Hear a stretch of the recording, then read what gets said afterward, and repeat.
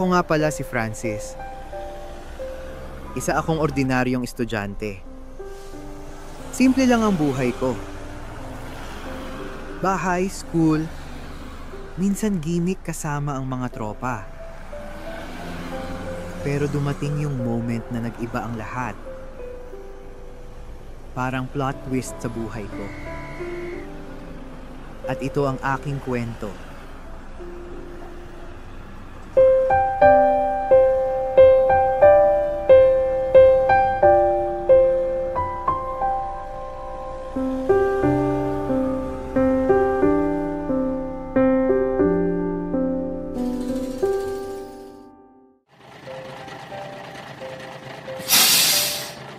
Kahapon, while on the way ako pa uwi, may nakasabay ako sa bus na babae.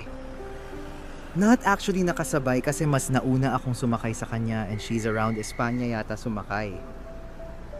Nasa pang 2 upuan ako nakaupo sa bus. Pero hindi ako umupo malapit sa bintana since malapit na ako bumaba. Noong huminto yung bus, tumakay si ate. Napansin niya agad na may bakante sa tabi ko. Tinignan niya ako. At medyo nagulat ako kasi namumula yung mga mata niya. I think galing siya sa pag-iyak. Kasi parang namumugto. Umupo na siya sa tabi ko at sinandal niya ang ulo niya sa may bintana. Hindi ko alam pero nabother ako sa kanya. She's wearing all white top and pants. Naka-white face mask and also with bag and white shoes. Pag upo niya, halata pa ring umiiyak siya kahit itago niya. Napapansin ko kasing panay punas niya sa mukha niya and she sobbed like a child. I want to talk to her. I don't know why pero parang pakiramdam ko talaga kailangan niya ng kausap. But I can't manage to open my mouth. Hirap din akong lumingon sa kanya kasi kinakain ako ng hiya. Nag-iisip ako kung paano ko kaya siya patahanin or paano ko siya makausap. Pero parang nabablangko utak ko. Pinipilit ko ring isipin na hayaan na lang siya, but there's something inside me na aawa ako sa kanya. After ilang minutes, napansin kong parang hindi na siya gumagalaw kaya sinilip ko siya. There I saw her sleeping. Kahit pag-idlip niya ang lalim ng paghinga.